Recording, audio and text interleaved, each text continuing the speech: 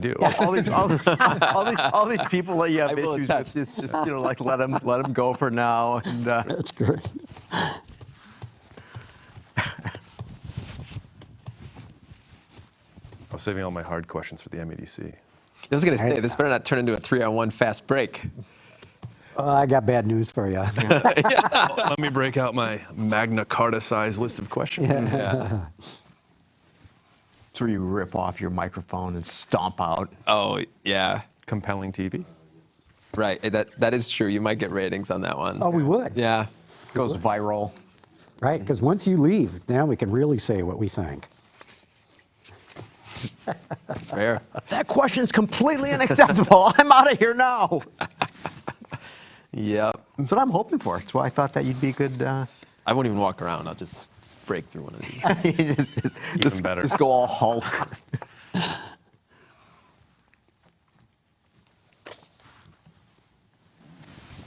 So is are sales up or down? Do you know yet? Down Minusculely? mainly. Well, I mean, some companies are. Some of these guys Companies are way down. Yeah. But Chrysler looked good, FCA. Only down 1%. And Cadillac had a great month. Yeah, which we should explore. One of the major mysteries of life. I know nothing about car sales. But Dustin does know. But you can chime in though. You can make Oh yeah, I'll say all kinds of things that aren't true. That's good. So will Trevor. No, I didn't say that. Yeah. Hey, fake news is a thing. The Black Hand. Yeah.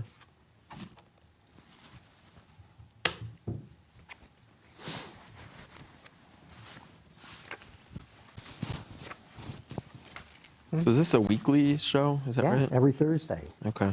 I mean. And so this is like the let your hair down version of Autoline? Okay. Yeah. The TV show, it's got to be to broadcast standards. It's got to be, exact. There's no such thing as going 2 seconds too long. Right, It doesn't right. happen.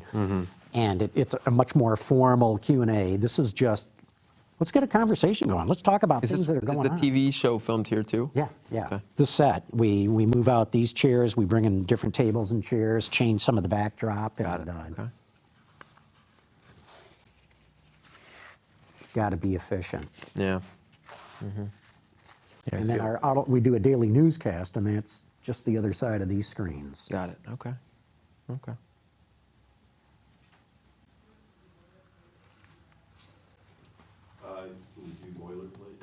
Sure. Want to thank everybody who's already tuned in live. We got a very interesting show coming up right now. Got a guy named Trevor Pawl. We're going to be talking about how do you take a traditional automotive manufacturing state like Michigan and bring it into the new age of mobility and autonomy. And he's playing a major role in trying to make that happen. We're going to get into what the lessons learned are and what some of the successes have been and maybe some of the abject failures.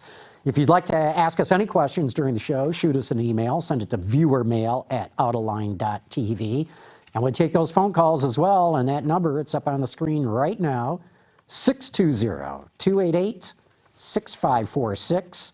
And we'll get going in just a moment.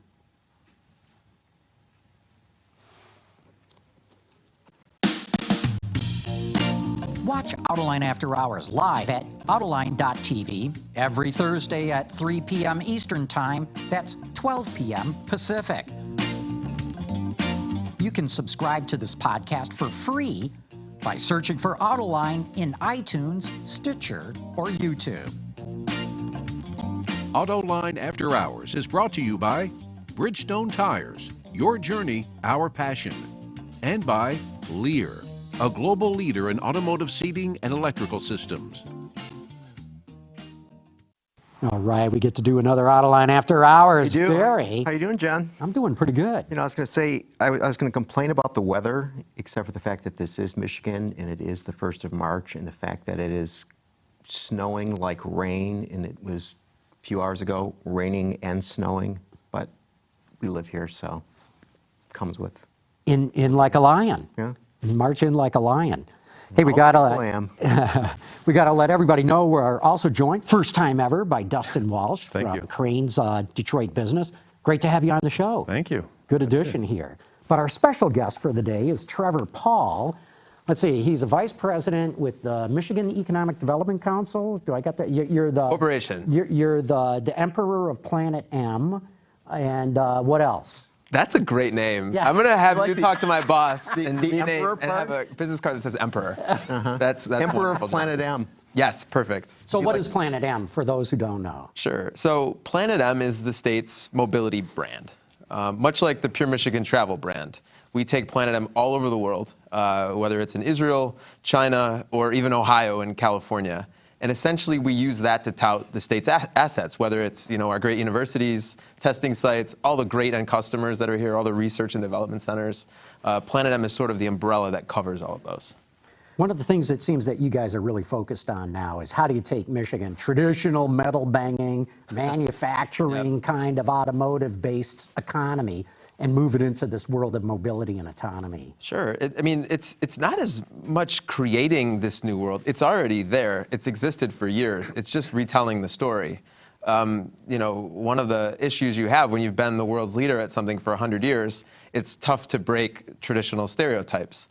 And I think what we've seen over the last 5 years is as Silicon Valley and other tech clusters around the world have struggled to get to mass production, they've leaned back on Detroit to say, how can we bring this to everybody and not just to a few random people in San Francisco and Pittsburgh?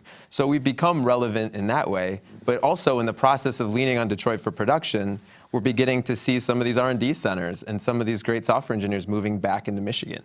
And we've become much more of a balanced automotive town and not just bending steel and sparks. Although that stuff's really cool and still very important. Yeah, right. So you guys say that Michigan is the #1 vehicle producing state, that we have 7 global or North American research and development centers here in Michigan for auto companies. OEMs have 8 R&D facilities in the state of Michigan. 81 of the top global automotive suppliers have North American headquarters in Michigan. 61 of the top 100 North American auto suppliers are in Michigan. You got numbers. They're your numbers, my friend. 27 assembly plants. Okay, so I'm some guy who is developing a LiDAR system. Why do I care about any of that? Those are your customers, man. At the end of the day, purchasing decisions come through Auburn Hills, Dearborn, Novi, downtown Detroit. So in many ways, Silicon Valley labs can be very, very important in getting the technology to a place where it's ready to be commercialized. But ultimately, checks are going to be signed in many cases in the North American auto market in Detroit. So that's one reason. Second reason is we have all 4 seasons. So for testing and deployment, and we have potholes. We have a great environment for testing for the elements, and that's not just around Southeast Michigan, but that's even up in the UP. We have a great, obviously, our university network, and not just U of M Michigan State, but like the College for Creative Studies. Yeah, we're an engineering town, but we're also a design town. People forget there's a symbiotic relationship between the two. So how's that for, are you going to come to Michigan, Gary? Did I sell you? Yeah, you did. I Okay. got my LiDAR companies on the way. But okay, so I've got this LiDAR company, and you mentioned potholes. We were talking about potholes before the show began. And it seems to me that if I'm some guy who's saying, oh, gee, Michigan is really touting itself as being this mobility center, yet it's a nightmare in terms of the road surfaces here. So it seems like we're sort of like behind the times in Michigan and not leading the times in Michigan in terms of the infrastructure of our roads. I think that's fair, but we also have over 350 miles of connected freeway and streets around the state equipped to collect data. We're also #1, right? Yes, exactly. We have progressive legislation in a sense that we lead the way when it comes to when autonomous vehicles are ready for sale or ride-sharing autonomous vehicles. We're not going to get in your way as a state. So we've created an environment, at least legislatively, for you to come here and be innovative. California beating us on that? Isn't in August or April 1st that they're going to begin allowing complete? That's when they legalize pot, Gary. No, actually, so we've been the leader, and California and Nevada are catching up, and so is Florida, and Texas actually just had some news last week. Yeah. So we know that we have to keep updating that legislation.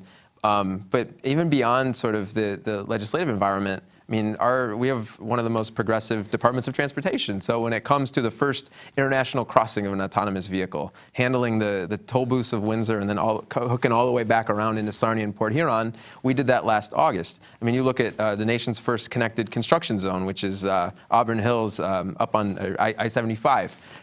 So we're interested in and can be very much a whiteboard, very much a testing site for startups, for What large is corporates. that connected construction zone? What is that? A smart pavement that can collect data on certain vehicles, that also can alert a vehicle if lanes have changed and workers have now changed.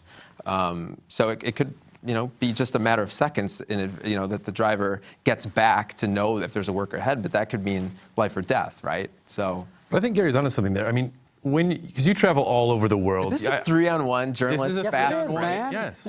That's why we Where's my invited you. PR person? I don't understand. Right. No, but you travel all over the Just world answer because the I see, question. I Yeah. see all of your amazing photos on social media of you traveling all over the world and doing all these things that make me jealous. But what is the hardest? I mean, is there a part about Michigan, something about our identity or in the world that is hard for you to sell beyond all of the amazing things that we have in our progressive MDOT and all that? I mean, what is the hard part to get over for companies that are looking at possibly here? I mean, the stock answer would be. I don't want the stock answer. I Well, want your do answer. that, and then I would We say want that the truth. that there's union stereotypes, right? But I think that can stretch across the U.S., and we now have systems in place to get around that. Again, it's just about telling that story. I think when you go to a place like Germany, they are looking for startups and innovation that can stretch across industries. Often some of the best automotive innovations can come from the healthcare industry or the medical. You look at some of the cameras now that you have to measure biometric reactions or facial expressions. I mean, those technologies didn't necessarily start in the automotive industry. I think one of the things we have working against us is that for a long time we've been a one industry state or one industry region.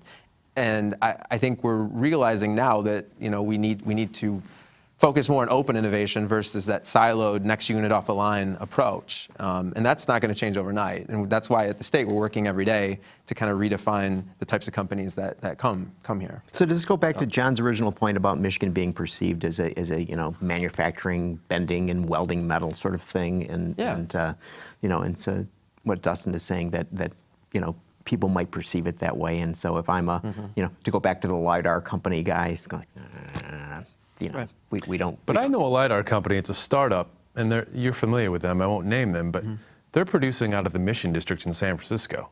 And I'm just on the other end of the phone smacking my head going, are you serious? Like, what is rent in the Mission District of San Francisco to produce X amount of units? So I think that's, that has to play And so what becomes a reaction to something like that? And the cost of living is great. I mean, I know your question was about challenges of selling the state, but the truth is, I mean, the quality of life here is I think second to none, and you need to make like 60% more if you want to maintain the quality of life you'd have here in a place like Los Angeles. So I think it's just a matter of time before that Mission District startup realizes if they want to go big, they probably need to get out of the Mission District. Even so, Detroit, plus a bazillion other cities across the United States, just threw their hat in the ring to try to get Amazon's second headquarters. Yeah. And it was great to see the city of Detroit even align itself with Windsor in Canada to put its effort forward. But Amazon slapped down the city going, no, number one, you guys don't have a regional transportation system. But more importantly, and I think this is what relates to you, you don't have the talent. You don't have the young people. We don't see how you're going to generate all the kind of people that we need to hire. But you're working on that. 100%. What's Amazon? Is it a jungle? Cheap joke. It's after hours, guys. Yeah. Rim shot. Yeah, right. Be here all week. So actually just this last week, the governor made a huge announcement, the Marshall Plan for Talent, where the state's going to put up about $100 million that's focused on not just recruiting talent to the state, but also working on K through 12 to make sure they have the systems and are getting the right curriculums in place, or even later on in life, industry certifications. So as market trends shift, our workers can be prepared for that. We have, I think we've done a great job in the state. We've filled nearly 524,000 positions, but the truth is there's a ton more. There's 700,000 positions that we need to fill. And the truth is, it's not just the state attracting talent and going to that kid in the Mission District and saying like, hey, you should come to Michigan because you can live on a lake and here you're living off a freeway. It's also companies changing their cultures, taking some cues from places like Facebook and Google, making it an exciting place to work. And frankly, working with millennials to show that, hey, yeah, if you start your company or you start your career with us right now, we have a way that we can get you 10 years from now the type of salary you want and the type of benefits that you want. So it's also kind of rethinking the Michigan company. What's the example company of that? Because I know you're out there throwing examples out for the culture change. There has to be companies here that have done that. So which ones do you tout? I love the startup community that we've developed here. I think May Mobility, Split are two startups that have made some news lately, but the way that they've been able to attract talent engineers from all over the country. You were just talking about a company that's focused before we, I shouldn't, you should have been recording The show before the show. started, 'cause we had a great conversation, but a company that recruits MIT talent to come Zenuity, here. right. It's a joint venture between Volvo and Autoline. And so they must be doing right to get MIT talent on the ground. Well, they struggle. Right. They do struggle. You know, they're at an office park out off Southfield Freeway. I mean, they do struggle with doing that, but they obviously are successful to a certain degree. I think Quicken and the Bedrock group of companies does it right. Sure. And you're beginning to see some really interesting things happen within some of our large service providers like Blue Cross Blue Shield, Henry Ford. Yeah. And we were talking earlier, too, before the show started, a couple of successes here. Two startups, mobility startups. One called Split just was acquired by Bosch. Right. And another one called May Mobility just got bought by BMW. Right. So there's two Detroit startups, bought by two German companies. And that's got to be at least a good first step forward. Yeah, 100%. I mean, I'll start with May Mobility. I mean, they were the darling of Y Combinator, which is maybe the most exclusive accelerator in San Francisco. And there were many great offers that would have had them stay in California. But because of their Michigan roots, they came back.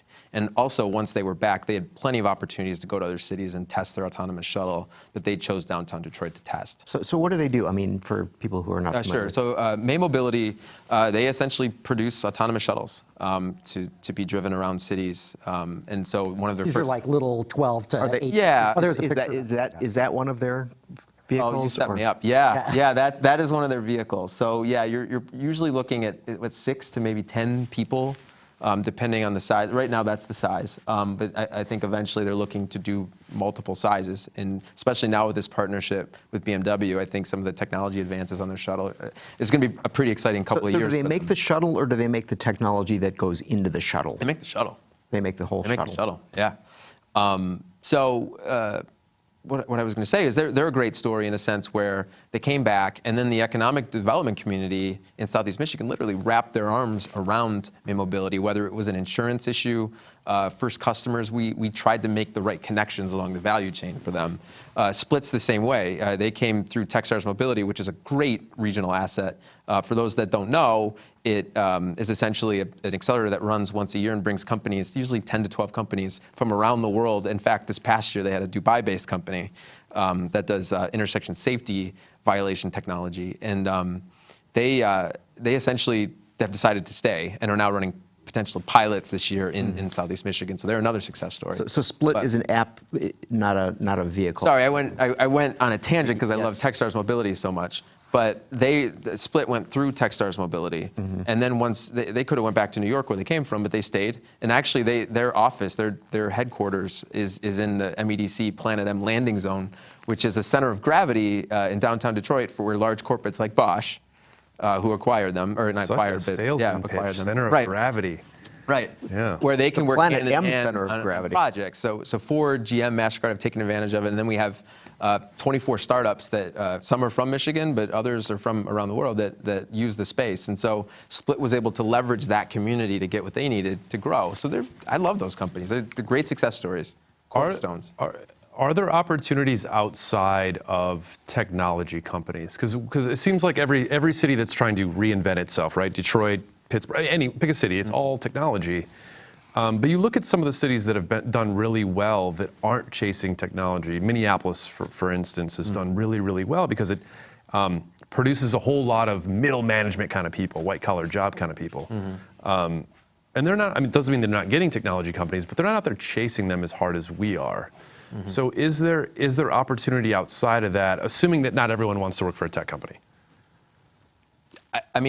Yeah, I think so. And it goes back to our original question about production and bending steel. I mean, there's some really cool Industry 4.0. I guess it's technology with robotics, but Sure. there's hardware companies that are doing some innovative things globally that are based here. So it's not always about the next cool app or the next software. There is a hardware component to cool, innovative job creation. And I mean, I think you're seeing that here.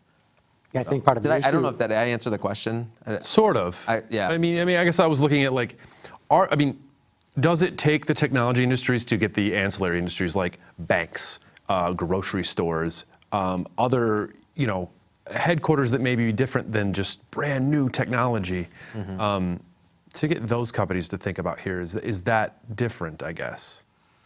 Or is that just something we're not as interested in, or that's just traditional economic development, and we're focused on this technology because of its potential upside? I think it's the potential upside. I mean, you think of just data collection and categorization and the decision making we're going to be able to make in the next 40 years.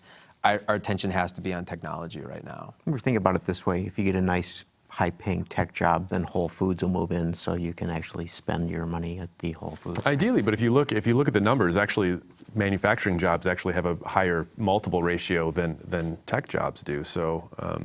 Well, I think when you look at the tech focus that's in Michigan, it's all on mobility, including autonomy and the like. Because, yeah, there's a potential upside. There's also the potential, and I think the likelihood of massive disruption that our base in automotive could go away. It really could. So we absolutely need to make sure that the OEMs, the tiers, the research centers, the design schools, everybody is on board with this new move wherever it's going. We better be at the leading edge of it. So Trevor, last month the North American International Auto Show had something called Automobility. Was that something that Planet M did, or tell me about the involvement? Yes. So what was it, and how'd you do it? Yeah, so Automobility is a section of the Detroit Auto Show that has grown. Well, our inaugural year was not this past year, but the year before. But it's grown in spades coming into 2018. And it essentially allows startups, and I believe we had over 60 startups from around the world showcase their technology, but also some of the cool tier ones and larger companies that almost have skunkworks groups that are producing really, really cool AI, smart cities technologies. It gave them a chance to demo some of the things that they're doing. And then on top of that show, we had matchmaking, where we had startups that were able to kind of select which automakers on the main floor they wanted to meet with, but then also VCs that were at the show. And we were able to pre-schedule over 500 meetings within Automobility between these partners. And that's one of the things that I think Planet M, besides being a great brand, it's a business development platform, a matchmaker that can be intentional about the types of connections that are made. And hopefully, once a successful contract is signed, that they stay in Michigan. But Automobility will be back and better than ever next year. And we actually just had a meeting yesterday in Troy with Rod Alberts about how to make it better, whether it's changing the format of the show or, even adding more different things to it. How do you measure the success? Okay, you had a bunch of meetings and all that, but as you said, you need contracts signed. Is that the metric? Yeah, it can be different. Contract signed is a buyer-supplier metric. I think acquisitions, partnering on pilot programs, you can be, given the new world of mobility, it gives us an opportunity to redefine our metrics. So I would say that some of the other more strategic ways of having two companies come together would be something that we would, beyond contracts, be interested in. So, as you go, as Dustin mentioned, you go around the world and talk with companies and try to attract them to come to Michigan. What are some of the interesting technologies that you've chanced upon that you think are important for mobility, whether it be in Michigan or anywhere on the planet? Yeah, that's interesting. I really think sensing driver mood, driver fatigue, driver drunkenness fabric that's able to tell by the chemicals that are being released whether you've been drinking. Really? Just really interesting IoT plays. And then also, just at a very basic level, some of it's not necessarily new technology, but some of the new ways that cities are thinking about helping some of their lower income folks, whether it's helping them get to doctor's appointments, even making bus stops safer. You have limited budgets in some of those cases and limited resources, but what they've been able to do has been pretty great. So. We've got a comment here from Charles Grenchy, who writes in to say, I think you need balance. Going for tech is fine, but don't forget the base of the city, he says. Synergies will develop with balance. And I think that gets to your point, Dustin, that don't just chase tech. Sort of. I also think it's dangerous to just chase manufacturing too. I mean, I think that's a dangerous play as well. But I was just curious as to what degree, you're chasing technology. We don't know how that's going to pan out, right? There's inherent risk in doing this. And everyone else is also doing it. So it's an interesting dynamic, I think. So what do you think? What else should we be going after? I'm not sure, but I think we should. I'm not saying we shouldn't chase tech, but there's this weird dynamic where it's us versus Silicon Valley. And I know Trevor disagrees with this, but I always find it funny because it's like, why do we want to be Silicon Valley? And I know they don't want to be us. So there's so much more to us than that. So to me, it's always interesting to see that debate. And I think we need to chase turning out and keeping talent here that may or may not be in the auto industry. In some ways, we have gone at, like, the Toyota assembly plant. I mean, that was kind of the traditional roots. We chased that. Foxconn, we chased that. And that wasn't necessarily, cutting edge technology. It was just Thank more God we mass didn't get it. production, right? So, I mean, it's not like we've given up on some of the things we've always worked on. It's just we've added a new tool to our tool belt. We've added a new strategy that we think will get us ready and get our kids ready for what's to come in the next 50 years. So, both Dustin and John have mentioned, other cities that are going after this sort of thing. And I'm thinking, earlier this week, Ford announced that they're going to be launching in Miami. You guys have all Autonomous pizza delivery. You guys have all mentioned Pittsburgh. Uber's running its autonomous fleet in Pittsburgh. You've got San Francisco with cruise automation, and they're going to be doing more things there. Waymo in Phoenix. So is it going to be the autonomous vehicles where we only see them at the American Center for Mobility or M-City, or are we going to see real stuff happening here? I'll answer that if you don't mind. We only care about those things and only notice because we didn't get them. I've ridden in autonomous vehicles, 7 years ago is when I started riding in them. We've been doing that forever. And because other cities get them, it's new to them. So it's like, roll out the parade and light off the fireworks. But for us, we've been doing that forever. It hasn't always been on public roads, but they were on public roads. That was the hilarious thing to me when we're talking about legalizing the testing of autonomous vehicles. Like, well, we already kind of do it. I mean, it's just, they already have the license plate. What's the difference, right? It was the idea of like, oh no, maybe we should actually develop some rules around this thing that they've already been doing. I have been behind the wheel of a car that drove itself. I am not an engineer. I probably shouldn't have done it, but we did it because you could. And I think that's the difference. Do you understand what I'm saying? Like, to me, it's that it's new to them and not to us. No, that's a great point. Sometimes we don't realize here in Michigan, because we're so focused on the traditional way that we've always done things, that most people are oblivious to the stats that you mentioned at the beginning of the show, how much R&D work is actually going on here. I see it when I travel outside of the United States. There is a genuine respect for the intellectual property, the brain power that resides here.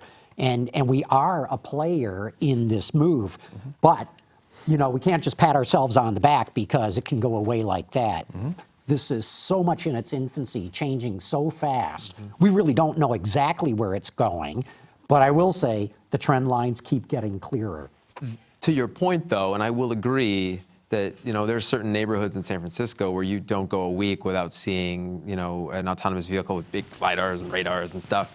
Like, we don't see that as much around here, and it could be because we've spread ourselves out so much. But I would like more mobility demonstrations. I would like to see people, consumers, not just business people, get more excited about what's going on. And there are things that we're doing, but I know what you're saying. You would have liked the win that Miami got, for Ford to come out and do a Medium post, and Sheriff Markaby talking about we're doing this and we're going to have more, and Domino's It and started in Postmates. Ann Arbor. Right. Right, but it was sort of like blip, and now they're like we're going to Miami. But I want to jump on something that you just said, because I think you're onto something here, Trevor.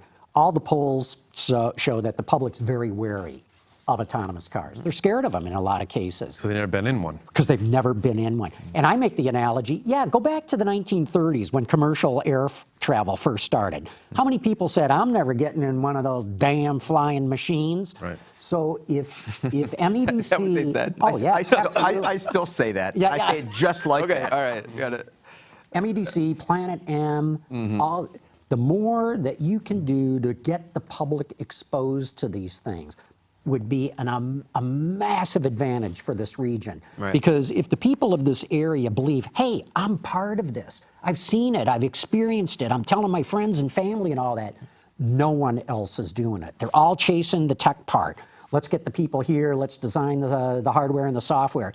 No one is trying to be inclusive about getting the public on board, and if you guys can do that, it would be a major win. That, to me, has been the most disappointing thing of what we've been doing is, and every time, there's how many auto events in this city every month, let alone, a year, where I go and I show up and they talking about autonomous vehicles and they involve the public, and yet the thing is stationary.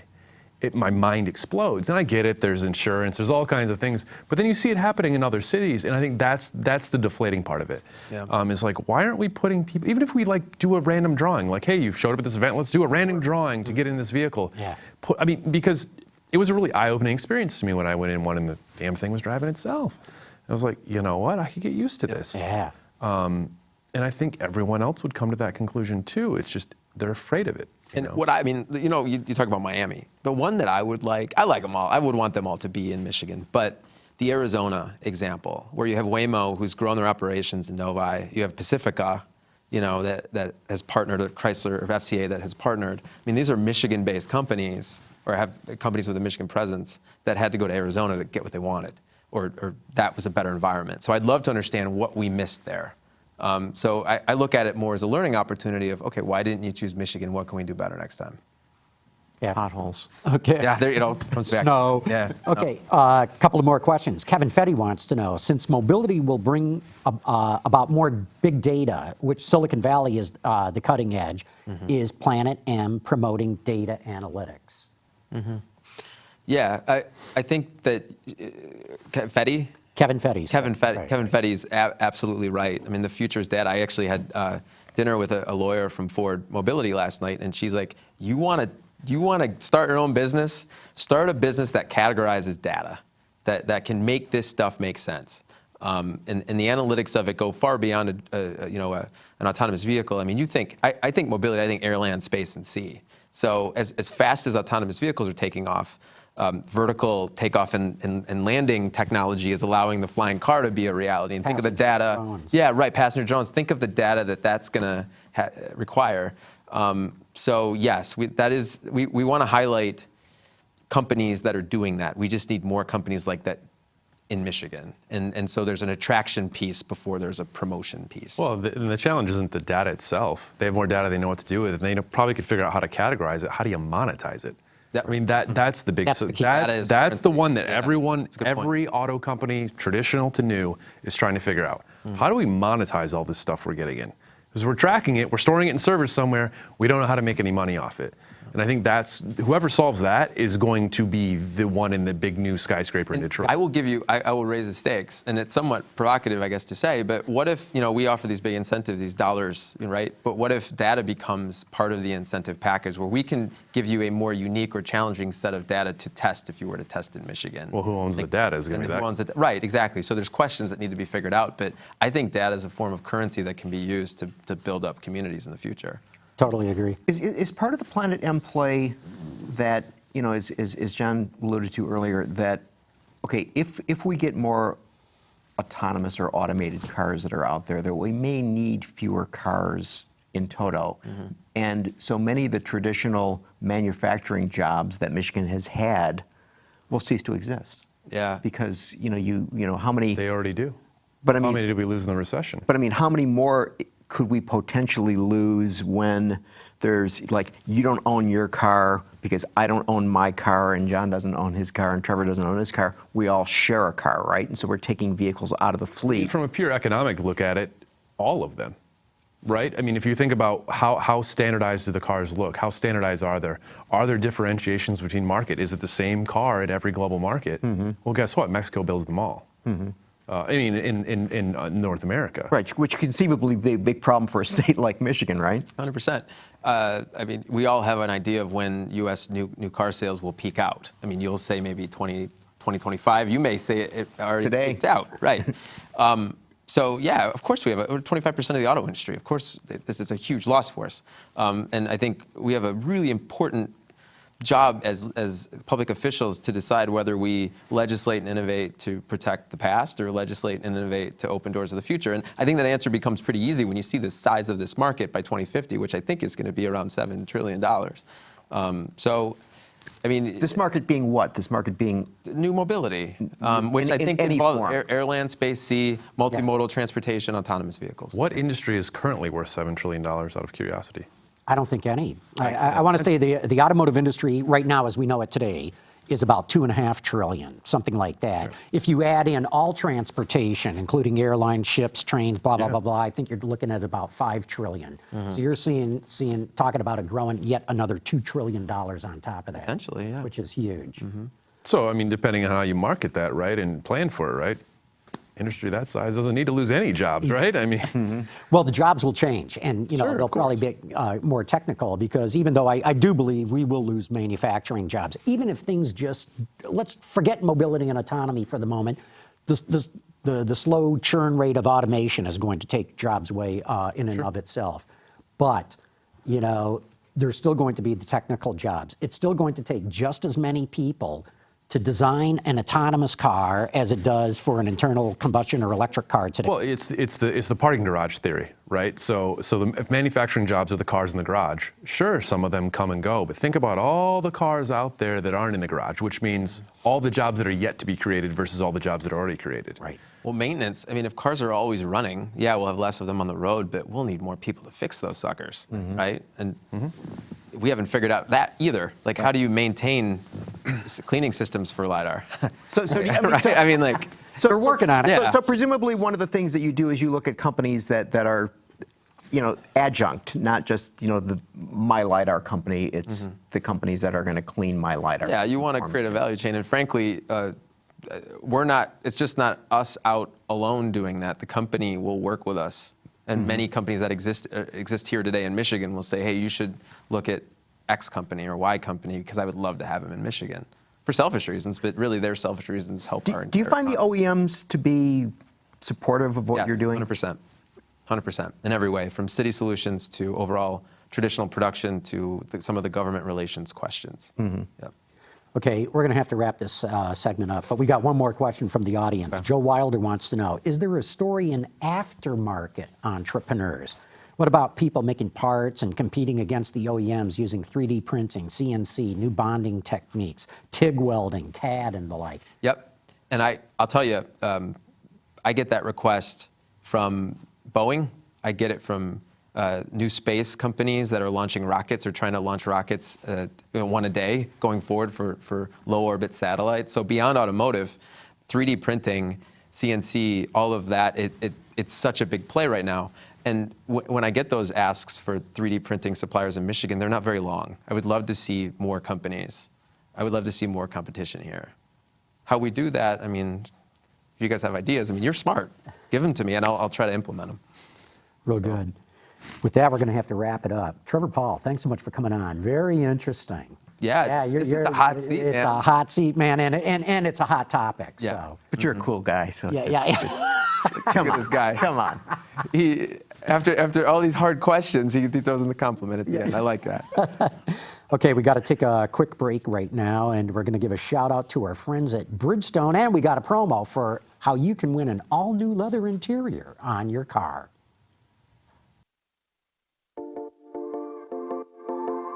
You may have seen them at top-notch trade shows around the country. or sat on them in a friend's car. Katzkin, the premier manufacturer of custom leather interiors, has teamed up with Autoline to give away a free brand new interior for your vehicle. Go to our website, autoline.tv, to enter. Good luck. Yeah, I really like that. I wish I was eligible to go win- get an win the all-new leather interior. interior. Yeah. Right.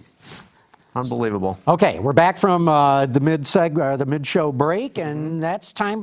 Do we have a Dr. We Data do have today? a Dr. Data. All right, it's I had time to for go Dr. check Data. that out. So you may not be familiar with this, but so you are familiar with this? No. Okay, so there's a number involved, and you have to sort of figure out what this number might be or what this might be related to. So last week we had a birthday. It was a number.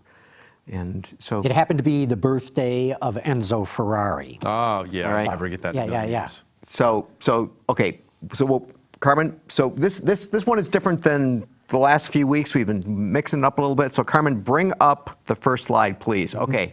So List of it's cities. a list of cities, and we were talking about Miami. Look at Miami's number 10 on this city. Los Angeles, number 1. Moscow, number 2.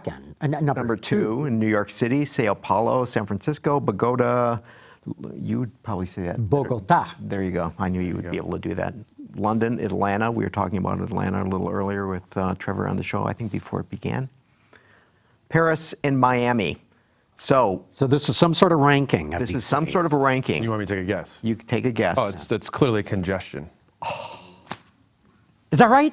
Yeah. Hey, what do I Look win? at that. Carmen, bring up the answer. Look at that. The 10 most congested cities in the world, 2017, in that order, and that's from INREX.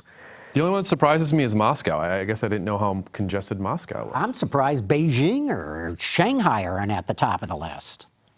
I've been there, and man, Well, I mean, cars though. I mean, there were 20 years of really rampant car use. I mean, recently. I know, but their infrastructure is struggling to catch Yeah, up with it. It's true. Yeah, I don't know. So, but Wait, first time on the show, first guest right Yeah, out of the geez. box. It took me a second, but I'll take it. I'll take Yeah, it. I mean, glad it I'm wasn't with you. I mean, I was someone's very surprised at some of the cities that were on that list.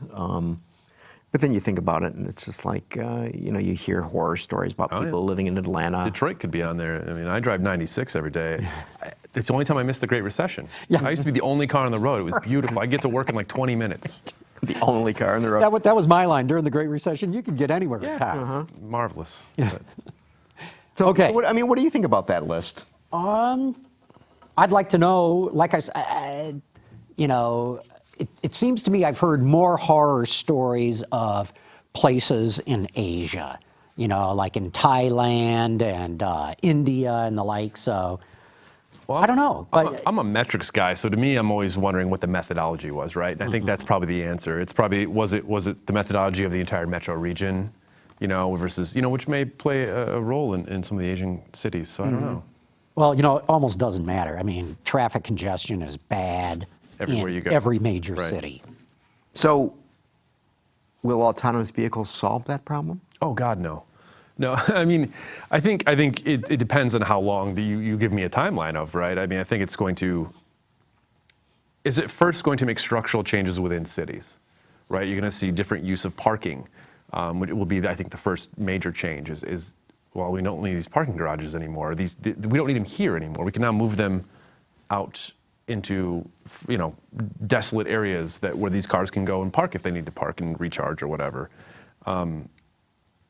It'll eventually, the congestion will get less and less within city centers, the central business districts, and then maybe push out. But we're such a large country; people aren't going to.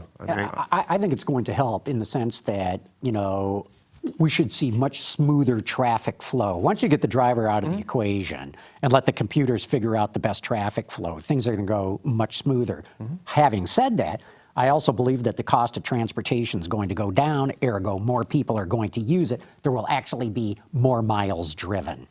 Oh, certainly, I think so. Yeah, I think I agree with you on that. It's going to have people mobility options that don't have them, right?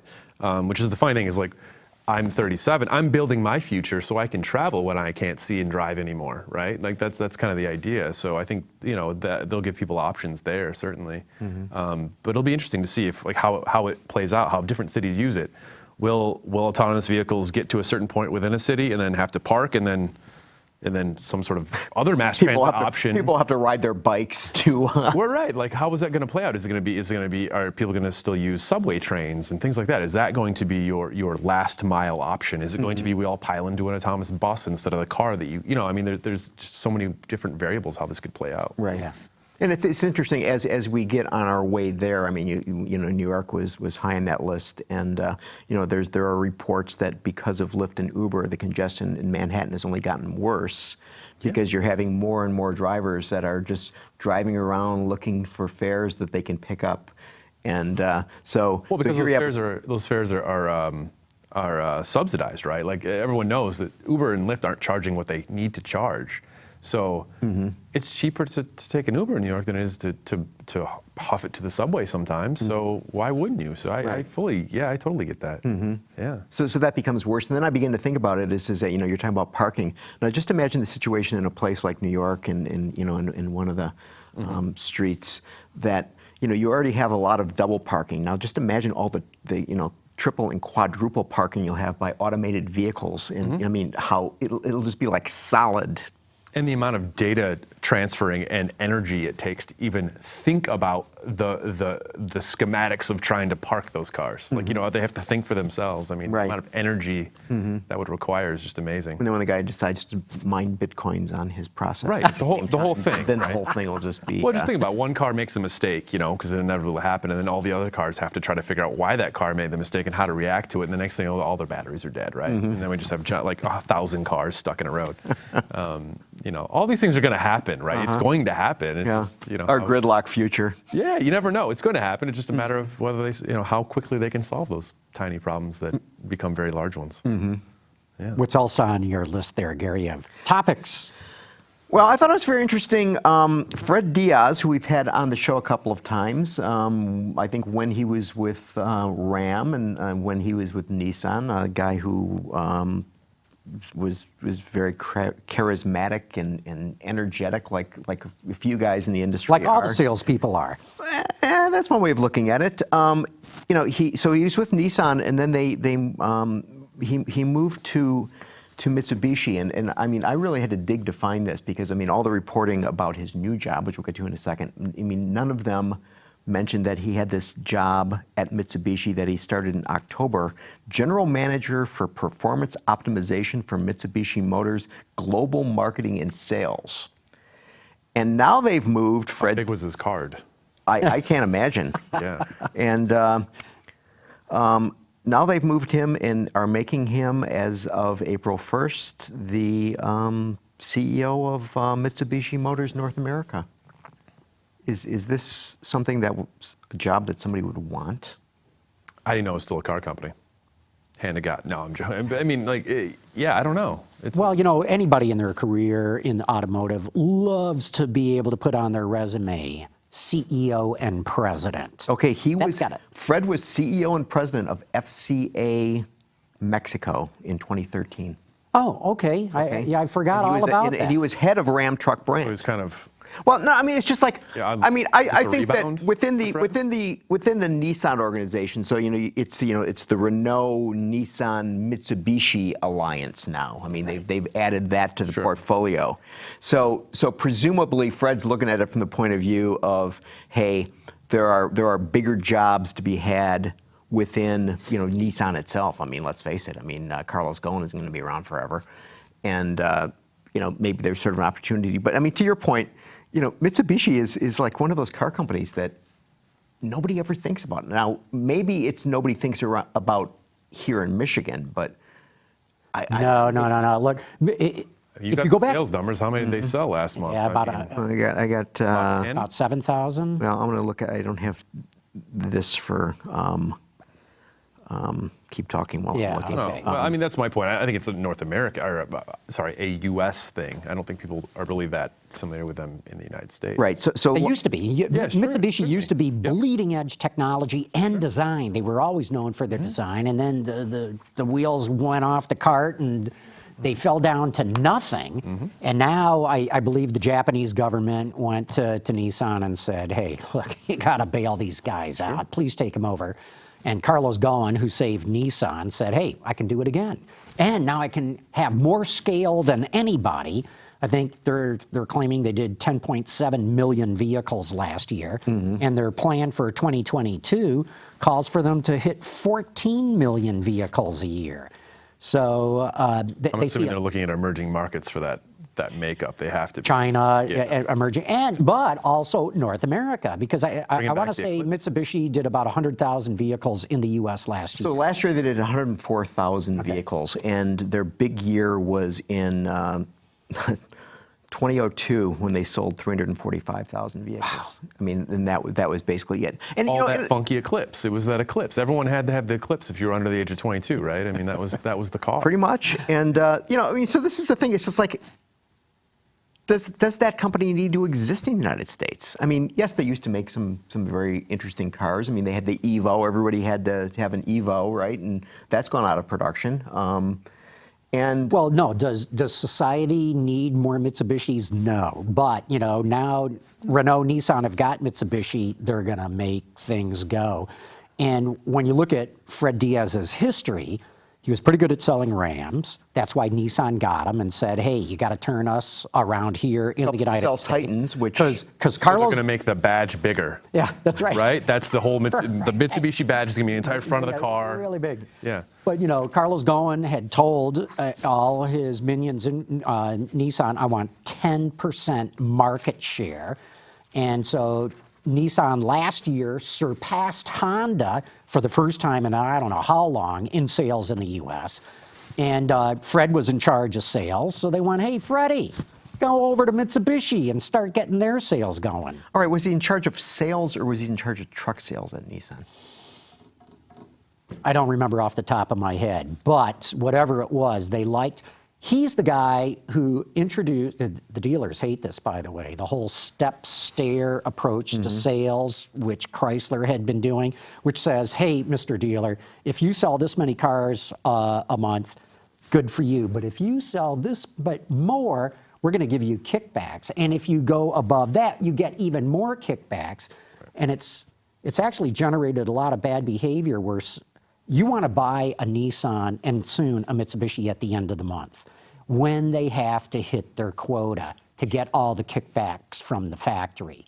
So I'll put money on the fact that Mitsubishi is probably going to adopt this stair-stepped approach for its dealers. So basically right now, I mean, pretty much their lineup is based on the Outlander, which is compact sport utility, which I drove last week, which I was.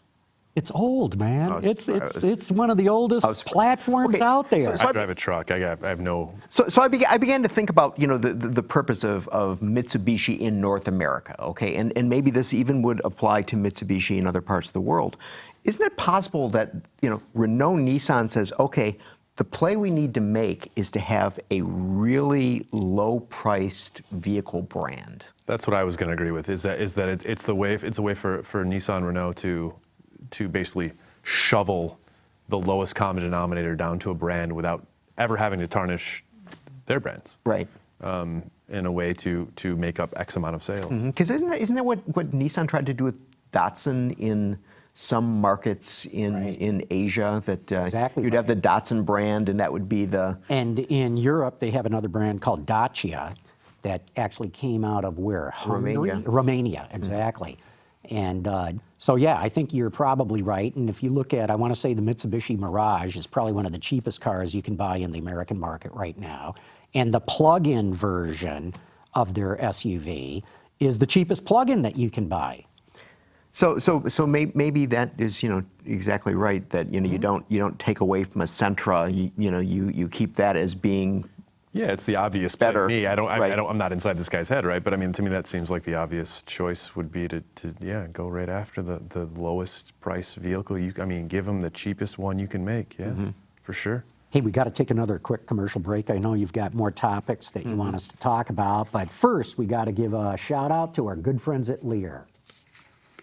Lear Connexus offers a parental controls application with geofencing that sends notifications regarding driving behavior and location, including curfew alerts, acceleration alerts, and speed alerts. all delivered to a smartphone application that includes vehicle location, driver notifications, and a report card of driving history, including notifications when predefined geographic boundaries are crossed. For more information, visit Lear.com. Okay, we're back talking about all kinds of things automotive. Actually, I got a question for you, Dustin, that comes from one of our viewers here. He's asking about tariffs on steel and aluminum. He says, as of this afternoon, GM's down 4.5%, Ford down 3.5%, FCA down 3.6%. He says, with a huge chunk of profit now going to be spent on tariffs, where are these companies going to take money to cover the cost? What do you think about this whole move to impose tariffs on, what is it, Chinese steel? And all across the board. every foreign. It's going to impact probably Canada as far as I can tell more than it would China. We don't. I mean, steel's heavy. We're not moving a lot of it from China. What do I think overall of it? I think it's an absolute terrible idea. It is going to make your car more expensive in the long run. I mean, we're already dumping in a ton of technology into your car. Your car's eventually going to, I mean, if this sticks for a long period of time, right, it'll eventually cause cars to be more expensive, absolutely. GM's not going to pay for it, we are. Yeah. And and it's gonna cost jobs too. I mean, that's what protectionist trade policies do.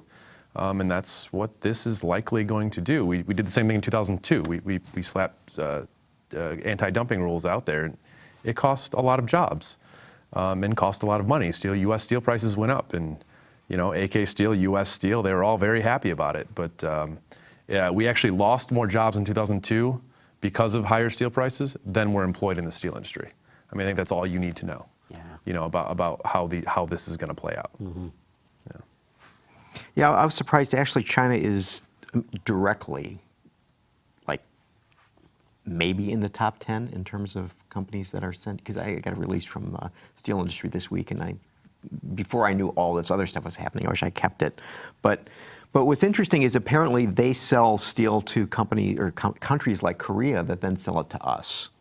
So it's not direct. So not only do we have a problem with things coming from China, but also from Korea and Turkey and other countries, which could be a big mess.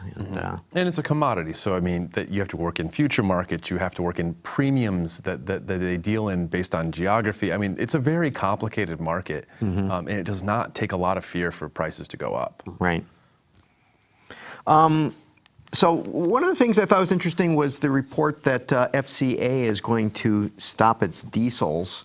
Which are primarily, I mean, they're going to keep them in their light trucks and SUVs, but in terms of the passenger cars, now this is FCA, so we also have to think about Europe in this context. Well, we have to, because there's no diesels in pass cars here with FCA in the U.S. market. Right. And then the Federal Administrative Court in Leipzig said the cities of Stuttgart and Dusseldorf could legally ban older, more polluting diesel cars from zones most affected by diesels. Okay, so Stuttgart. Who's in Stuttgart? Right? I mean, is this the end of pass car diesels? I mean, is this the beginning of the end? I mean, is the? I have a feeling we'll have different answers. I believe it is for passenger Okay, never cars. mind. We have the same answer. And especially in Europe, because look, now even Mercedes is getting accused of having cheated with software on its emission standards. FCA probably any day now is going to get nailed by the Justice Department and pay some sort of huge fines. Volkswagen already caught it, and so in Germany especially, but throughout Europe, diesel all of a sudden has become a really bad word, really bad. And the automakers are trying to do everything they can to really talk about their investments in electrification and what they're doing with electric cars, even getting into Formula E, which is all electric race cars and the like. So I would say, yeah, Europe has been the market for diesels. It's dying fast. This latest rule is going to scare the hell out of everybody, thinking, I better sell my car now because it's going to lose resale value. So there's going to be a collapse in the market there. But going back to your original point, light-duty trucks, full-size pickups in the American market, I think diesels are doing fantastic, are going to do even better, only because Ford's going to put a new V6 diesel in the F-150, and GM's coming out with an inline six for the Silverado and Sierra. They're going to sell those things. What do you think, Dustin? Oh, I agree totally. I mean, I don't see it going away in the U.S. market anytime soon. I mean, it could. It depends. Listen, who knows what the next round of legislators we have that decide they want to regulate emissions like they do in Europe. I mean, all that is going to impact the market. It just depends on whether we make a long-term commitment to that in the United States, and then I think you'll see that slowly erode. But yeah, the United States has never been a big market for diesel passenger cars anyway. So it's certainly nothing here. But yeah, they're going away fast. I think so. Yeah. Doesn't it seem odd that Rudolf Diesel, who came from Germany, I mean, so it's basically a German invention, and now these, as you say, all of these companies are pointing out that they're electrifying their vehicles in a big way. They're not saying we're dieselifying our vehicles in a big way. It's just purely electric. Well, Europe's gone crazy about diesels for a number of years now, and I never understood that, because in the U.S., by our fuel economy and emissions regulations now, diesels have to meet the exact same standards as gasoline engines. Whether it's NOx, whether it's particulate matter, it doesn't matter. They got to meet the same standard. Why the Germans years ago didn't try to protect their investment in it and adopt that, and instead they went into all this software cheating to try to not make that investment, is now they're paying the price for it. They're burning all kinds of investment money that they put into diesels, and they're burning up brand image at the same time for having cheated on it. Last year was elections for the chancellor in Germany, and it became an election issue. You had Angela Merkel lecturing the car companies, and so diesel is a dirty word as far as they're concerned. They don't want to even talk about it. Speaking of German companies, another interesting thing that happened this week was Geely investing $9 billion in Daimler, which is certainly not making the Germans all that happy. That gives them about 10% thereabouts. Right. And So this is an intriguing story. I'm blown away by the guy who started Geely, Li Shufu. He was born in rural China, born dirt poor. I've heard the guy talk. I was in China, and the whole audience was laughing. And I was saying, what are you guys laughing about? What's he saying? And they said, no, it's not what he's saying. It's how he's saying it. To them, he talks like the Beverly Hillbillies sound to us. I mean, he's that rural. But the guy is amazing in this empire that he's putting together. And in Germany, if you buy 3% of a company's stock, you have to publicly declare, hey, I bought 3% of your stock. And there had been rumors out there, Bloomberg had reported several weeks ago, that Geely was acquiring Daimler shares, but all the story said was, well, it can't be more than 3%, or they would have had to declare. Well, he comes out and declares, I got 9% of the company, 9.7%. And this has sent shockwaves through the auto industry, but especially in Germany. And they're not comfortable with this at all. They're trying to say, well, he can't possibly have a board seat because he owns Volvo, and that competes with Mercedes, and he owns Volvo Truck, and that competes with Daimler Truck, and they're all nervous about it. But if the guy's got 10% of the company, I think he can demand a board seat. Welcome to the board, sir. Right. Yeah, I think, and I don't think it's a shock that they're also looking at U.S. car companies. I mean, there's parts of FCA that he wants. I don't know that, but I'm pretty confident that he's probably looking that way, right?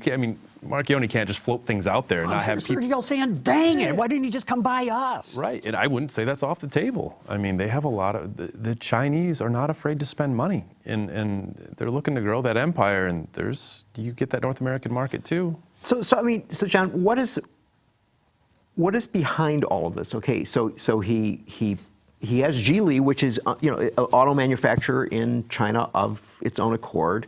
He owns Volvo Car. He owns Lotus, Proton, the London Electric Taxi Vehicle Corporation, making the black cabs, and he owns the flying car company Terrafugia. I mean, what's going on here? I mean, why is this guy suddenly World domination. Yeah. That's it. No, I totally agree, Dustin. I mean, this guy's putting together an empire, and he's putting it together really fast right now. And he's got to make a play in North America, right? He's got to make a play here. Beyond Volvo, sure, absolutely. And what I'd like to know is where's all the money coming from?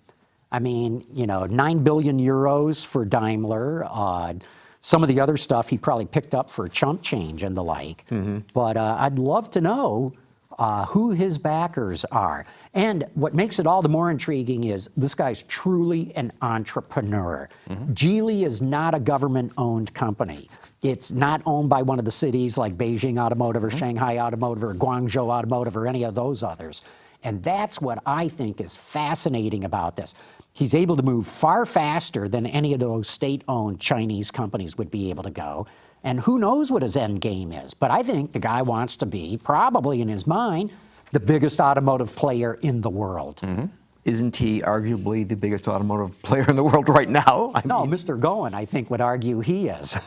Biggest one no one's ever heard of, maybe. Yeah. I mean, at least on this in the Western Hemisphere. I think we're going to hear a lot more about this guy. Li Shufu, you got to remember that name. This guy's a player. All right, so final thing, okay? So I saw this, and you may know something about this more than I do, well, you guessed the number really quickly, so. Oh, well, okay. luck. So Jeep has been recognized as a 2018 cult brand honoree at the annual gathering which is held by the Society of Cult Brands. That's a thing. It's a thing. Sounds fascinating. It's a big thing, apparently.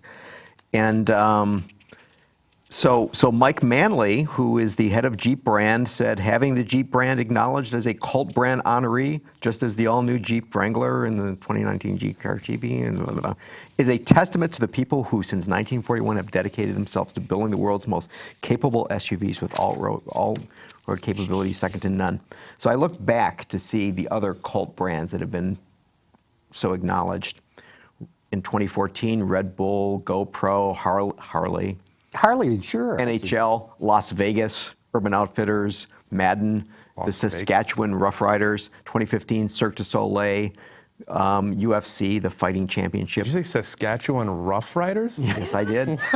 What? There's got to be a Canadian connection. All in right. this There's thing. got to be, right? I mean, I don't completely understand this, but it goes 2018. So the other ones in 2018, okay, so the other ones that are being acknowledged along with Jeep, Snickers, Gatorade, Vans, the shoe manufacturer or maker. Oh, clearly they have very Jack low Daniels, Beats by Dr. Dre, PlayStation, and Charity Water.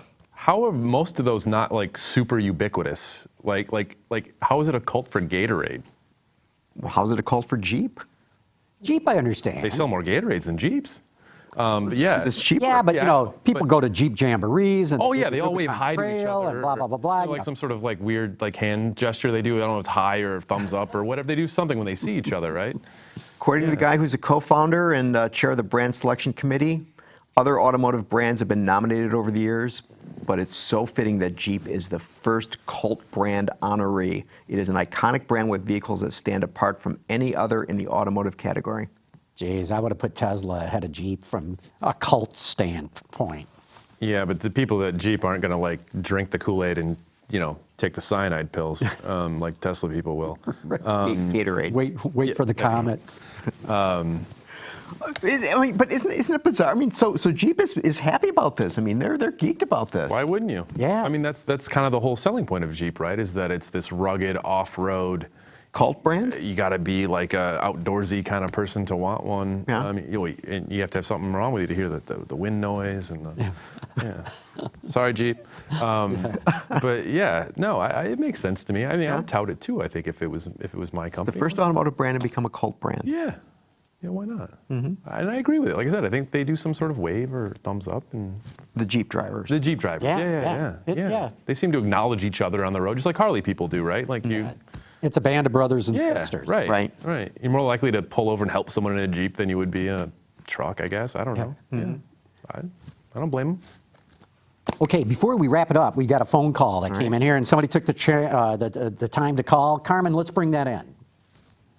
Hi, John, Gary, and guests. John, this is Dale Leonard out of Cleveland, Ohio, and I have a comment regarding to your last week's show regarding, the future of auto shows. I went to the Cleveland Auto Show yesterday, and I've been going for 48 years straight now, and I'll tell you what, I was never more disappointed. No concept vehicles. Last year we had 1,200 cars. This year we were down to 850, and it was nothing more than a huge auto mall. And I can see auto shows are going to disappear at this rate. And it's really sad, especially like with me. I look forward to concept vehicles, not one, but that's the way things are going. Hey, great show as always. Thanks for letting me make a comment, and take care. Have a wonderful day. Well, thanks for that call, Dale. And I think in the U.S., if you want to go see, I'll say, a quote-unquote real auto show, there's really Detroit, L.A., New York, maybe New York, maybe Chicago. Mm-hmm. And when you get into the others like Cleveland, Philadelphia and the like, they're just not supported really by the manufacturers. It's really just the dealers who put the cars out on display. So sorry about that. Yeah, well, there's so many ways to get at the same numbers they used to get at auto shows, right? I mean, at the end of the day, they're just trying to sell you a car, and they have all kinds of metrics they can get you online with. And I think it's a generational thing too. Like, I don't particularly, like, I'm an old millennial, right? Like, I'm just barely a millennial. But I don't think they want to go to dealerships either. I don't. Correct. So what's a car show but a big... Do you want to go to a car show? No, God, no. And I cover them. Mm-hmm. And no, I have no interest. No, there's nothing there that is interesting to me, because I get all of my interest before I would ever go. There's no unveiling of a curtain. I've seen it all, right? It's online. It's Okay, it's but there. what about some of your friends who don't have access to the information that you have access to? No, speaking from them too, I think. Yeah, I don't think people, I think there's still a little bit of interest from it being an event. People like to go to events.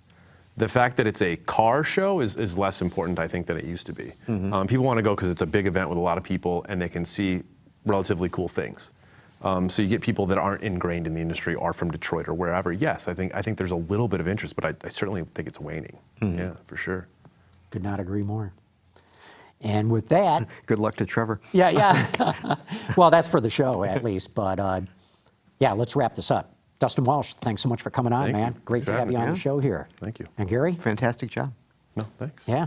Let's do it again next week. Okay. And, of course, have to thank all of you for having tuned in.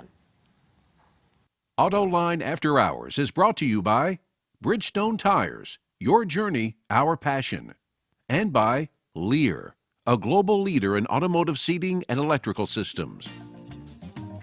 Visit our website, Autoline.tv, where you can watch us live Thursday afternoons. Get your daily fix with Autoline Daily and in-depth analysis and interviews with Autoline This Week. There's all that and much more at Autoline.tv.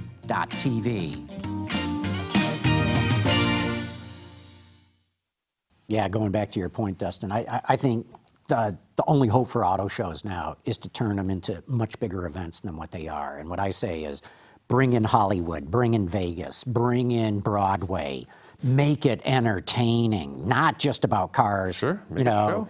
Make it fun, have concerts, have plays, have all kinds of entertainment. It's about mobility. If the ownership of cars is going away, sell that ownership to the people. I mean, the public is also ultimately going to demand what they're going to end up with, right? So let people get in these autonomous cars. Make that the auto show. Right.